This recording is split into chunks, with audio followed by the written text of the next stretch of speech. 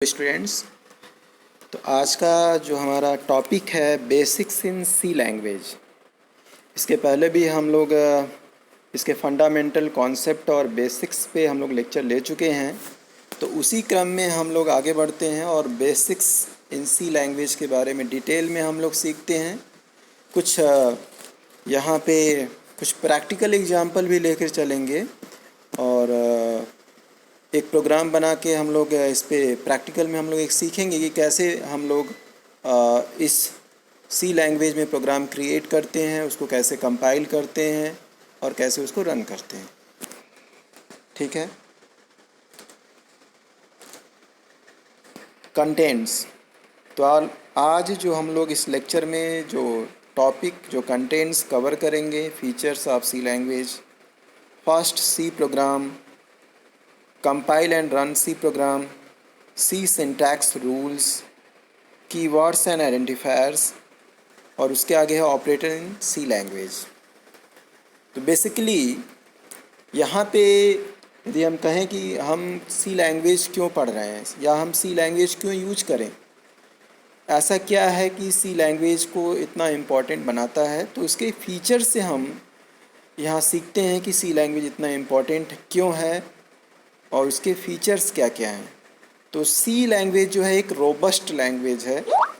Robust का यहाँ पे मीनिंग ये है कि सी लैंग्वेज में आपके कई सारे इनबिल्ट फंक्शन होते हैं और कुछ आपके यूजर डिफाइंड फंक्शन बनाए जाते हैं जो किसी प्रोग्राम को क्रिएट करने के लिए यूज़ किया जाता है या किसी कॉम्प्लेक्स प्रोग्राम को डिज़ाइन करने के लिए भी हम फंक्शंस का यूज करते हैं।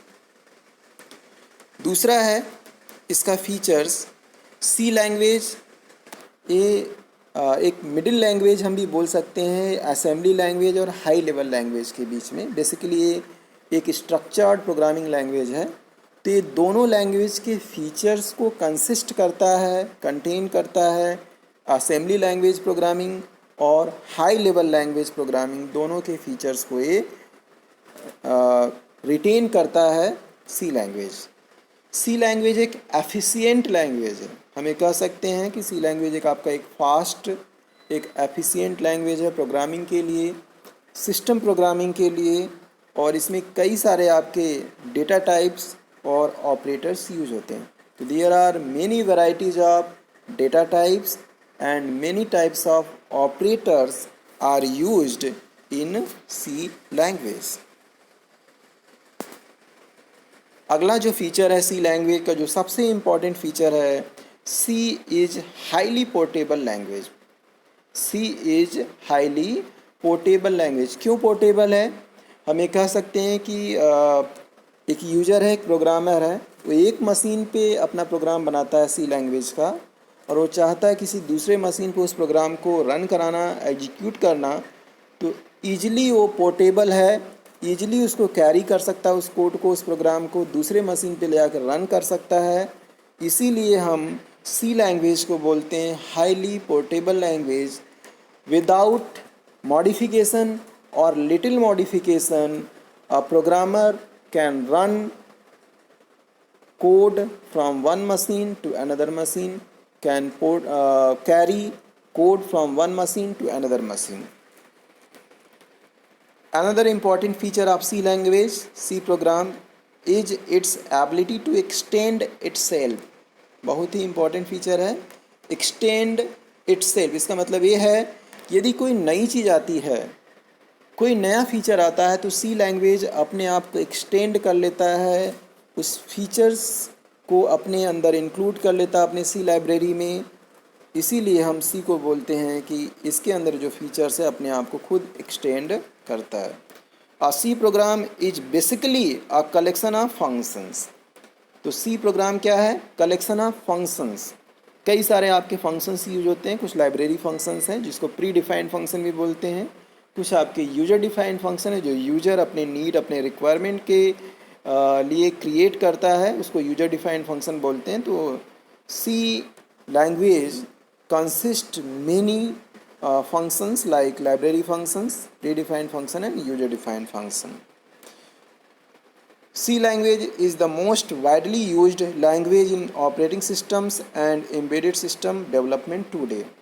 तो इसके बारे में हम लोग पहले भी इसके प्रीवियस लेक्चर में भी डिस्कस कर चुके हैं कि जो C लैंग्वेज बेसिकली यूज़ किया जाता है करेंट टाइम में, जो यूज़ किया जाता है सिस्टम प्रोग्रामिंग के लिए, एम्बेडेड सिस्टम को डिज़ाइन करने के लिए, ऑपरेटिंग सिस्टम को डिज़ाइन करने के लिए, तो जो सबसे इम्पॉर्टेंट लैंग्वेज है जितने भी लैंग्वेज, तो सिस्टम प्रोग्रामिंग के लिए यदि कोई लैंग्वेज सबसे परफेक्ट लैंग्वेज है तो वो सी प्रोग्रामिंग लैंग्वेज है। तो these are the various features of C language, पहले भी डिस्कस कर चुके हैं हम लोग। Fast and efficient, very fast and efficient language, portable है, फंक्शंस रिच लाइब्रेरी, इसके लाइब्रेरी में कई सारे आपके फंक्शंस प्री डिफाइंड हैं। मॉड्यूलरिटी, इसके छोटे छोटे मॉड्यूल्स मिलकर एक कॉम्प्लेक्स प्रोग्राम बनाते हैं। ईजी टू एक्सटेंड, नए फीचर्स को इंक्लूड करता है, अपने आप को खुद एक्सटेंड कर लेता है। Variety of data types and powerful operator, there are many varieties of data types, various types of data types and operators are used in C language. First C program and its structure, तो structure के बारे में हम लोग सीख चुके हैं कि कैसे स्ट्रक्चर बना आपका सी का बनाया जाता है, कैसे रिप्रेजेंट किया जाता है। तो उसी के बेस पे हम एक सी का एक फर्स्ट प्रोग्राम यहाँ पे डिफ़ाइन करने जा रहे हैं। तो सबसे पहले जब भी हम स्ट्रक्चर डिफ़ाइन करते हैं सी लैंग्वेज में, तो सबसे पहले क्या होता है, प्री प्रोसेसर डायरेक्टिव या header file. Pre processor directive का काम ये होता है कि जो भी हमारे प्रोग्राम में फंक्शंस यूज किए गए हैं, चाहे वो आपका लाइब्रेरी फंक्शंस हैं, चाहे आपके वेरिएबल्स हैं, चाहे आपके यूजर डिफाइंड फंक्शन, को लाइब्रेरी से लिंक करने का काम करता है, उसको लाइब्रेरी में इंक्लूड करने का काम प्री प्रोसेसर डायरेक्टिव का है। तो यहाँ पे प्री प्रोसेसर डायरेक्टिव यूज किया गया है। हैश इंक्लूड stdio.h, और उसके बाद है आपका इंट मेन, एक मेन फंक्शन है जो आपके फंक्शंस हैं, जो आपके वेरिएबल, जो एक्सप्रेशंस हैं, उसको एग्जीक्यूट करने के लिए आपका मेन फंक्शन यूज किया गया है। प्रिंटफ स्टेटमेंट है जो कि लाइब्रेरी आउटपुट फंक्शन है, उसके अंदर आपका स्टेटमेंट है हेलो वर्ल्ड, और उसके आगे लिखा हुआ है double slash single line comment, मतलब आप यदि कोई कमेंट, कोई डॉक्यूमेंटेशन यहाँ पे देना चाहते हैं तो by using this comment line आप यहाँ पे शो कर सकते हैं, अपना कमेंट लिख सकते हैं किसी और यूजर के समझने के लिए, ताकि वो ईजिली अंडरस्टैंड कर सके आपके प्रोग्राम को। रिटर्न जीरो, रिटर्न जीरो का मतलब है यदि आपने इंट मेन लिखा है, यदि आप रिटर्न जीरो नहीं करते हैं तो after execution of program return integer variable to the operating system. इससे बचने के लिए हम रिटर्न जीरो लिखते हैं। उसके आगे लिखा हुआ है मल्टी लाइन कमेंट्स, और यदि कोई और कमेंट लिखना चाहते हैं इसके अंदर आप तो इसमें लिख सकते हैं, और बाद में इसको कर्ली ब्रैसेस से क्लोज किया गया है। Compile and run C program, यदि आपने प्रोग्राम क्रिएट कर लिया है तो उसको कैसे आप कंपाइल करेंगे। कंपाइलेशन का मतलब ये है कि जो आपने प्रोग्राम के लाइंस, जो कोड आपने लिखा है उसमें यदि कोई एरर है, कोई डिफेक्ट है, तो उस एरर को फाइंड आउट करना और डिस्प्ले करना, और ये बताना कि किस तरह का एरर है, किस लाइन में एरर है। तो कंपाइलेशन में आपका ये होगा। उसके बाद जब आपका प्रोग्राम कंपाइल हो जाएगा तो हम उस प्रोग्राम को रन करते हैं। तो सबसे पहले प्रोग्राम लिखने के लिए हमें एक कंपाइलर की ज़रूरत पड़ेगी, और एक हमें कह सकते हैं कि एक सेटअप की ज़रूरत पड़ेगी। उस सेटअप पे आप, उस प्लेटफॉर्म पे आप प्रोग्राम लिखेंगे, प्रोग्राम लिखने के बाद कंपाइल करेंगे, देन रन करेंगे। तो यहाँ पे जो सबसे इम्पॉर्टेंट जो आपका प्लेटफॉर्म है, जो सबसे ओल्डेस्ट प्लेटफॉर्म है जिस पे स्टूडेंट मोस्टली प्रोग्राम लिखते हैं, वो आपका टर्बो सी है, टर्बो सी IDE। और या फिर इसके जगह पे कुछ स्टूडेंट टेक्स्ट एडिटर्स यूज करते हैं, और उस टेक्स्ट एडिटर्स पे अपने प्रोग्राम लिखते हैं और उसको सेपरेटली उसको कंपाइल करते हैं using an IDE turbo C. तो टर्बो सी है क्या? एक IDE है, ओल्डेस्ट IDE है for C programming. It is freely available, ये आपके इंटरनेट पे, ओवर इंटरनेट ये फ्रीली अवेलेबल है। और जो बिगिनर्स होते हैं, जो स्टार्ट करते हैं प्रोग्राम सीखना, उनके लिए सबसे अच्छा आपका ये प्लेटफॉर्म है टर्बो सी, जिसको आप फ्रीली इंटरनेट से डाउनलोड कर सकते हैं, अपने सिस्टम में इंस्टॉल कर सकते हैं। इंस्टॉल करने के बाद आप उस पर अपना प्रोग्राम क्रिएट कर सकते हैं। स्टेप्स, कैसे हम प्रोग्राम क्रिएट करें, कैसे हम आगे उसके स्टेप्स है उसको कैसे प्रोसेस करें। तो पहला स्टेप है ओपन टर्बो सी IDE। तो IDE का फुल नेम है integrated development environment. Integrated development environment. तो क्या करेंगे आप, आपने इंस्टॉल कर लिया अपने सिस्टम में turbo C, click on file, आपने उसको क्लिक किया, आपका ये स्क्रीन पे इस तरह से खुल के आएगा आपका टर्बो सी IDE। तो आप फाइल पे जाएंगे और वहाँ माउस से क्लिक करेंगे। तो जब फाइल पे क्लिक करेंगे तो वहाँ पे कई सारे आपके आइकन्स आएंगे, new, open, save as, save all these are. तो आपको क्या करना है, एक नया प्रोग्राम क्रिएट करना है, पहला प्रोग्राम क्रिएट करना है। तो न्यू विंडो खोलेंगे, ओपन करेंगे, न्यू पे क्लिक करेंगे। न्यू पे क्लिक करेंगे तो आपको क्या करना है, एक ब्लैंक स्क्रीन खुल के आएगा। जो यहाँ पे दिख रहा है, यहाँ पे ऑलरेडी एक प्रोग्राम बना हुआ है, लेकिन जब आप न्यू पे क्लिक करेंगे तो आपका ब्लैंक आपका ये विंडो दिखेगा, वहाँ पे कोई लाइन, एक कोड नहीं होगा। तो आपको क्या करना क्या है, आपको उस पर अपने प्रोग्राम को लिखना है। तो प्रोग्राम लिखने के लिए सबसे पहले क्या करेंगे, आप header files pre processor directive लिखेंगे, hash include stdio.h, hash include conio.h। उसके बाद इंट मेन, कर्ली ब्रेसेस लगाया, फंक्शन लिखा प्रिंटअप, उसके अंदर स्टेटमेंट दिया हेलो कामा वर्ड, इसको क्लोज किया, टर्मिनेट किया। गेट ch लगाया, गेट ch ऑप्शनल है, यदि आप इंट मेन कर रहे हैं तो गेट ch की ज़रूरत नहीं है।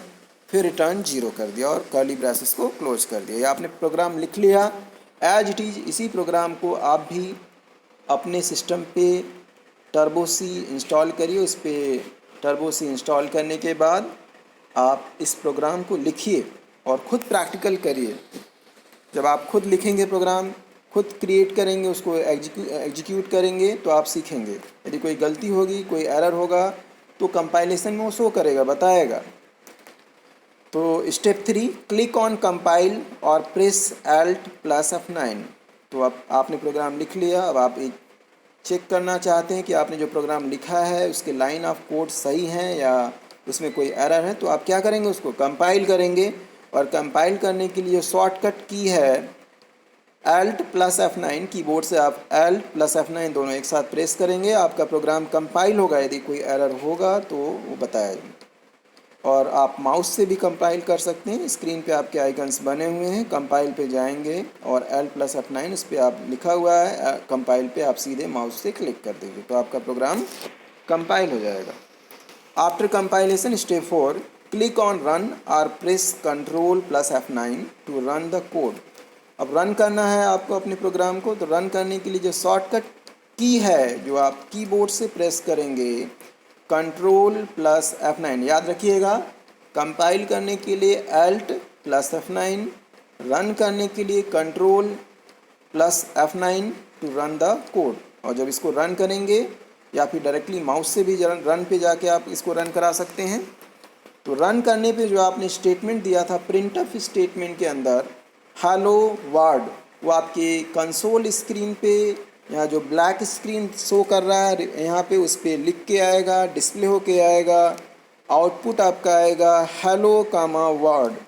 जो आपने स्टेटमेंट दिया था वही statement as a output, as a result आपकी स्क्रीन पे यहाँ पे डिस्प्ले होगा। तो जो आपने पहला प्रोग्राम लिखा था उसको आपने रन कराया और उसका आउटपुट फाइंड आउट कर लिया। ठीक है। तो अगले लेक्चर्स में आज के लिए बस इतना ही। अगले लेक्चर्स में हम लोग different parts of C program सीखेंगे और different parts of C program में जो आपके यहाँ पे कंटेंट्स है उसके बारे में डिटेल में हम लोग यहाँ पे समझेंगे। तो आज के लिए बस इतना ही। सभी स्टूडेंट्स अपने सिस्टम पे टर्बो सी जो आपका सेटअप है डाउनलोड करें, इंस्टॉल करें और प्रोग्राम खुद लिखें। थैंक यू, धन्यवाद।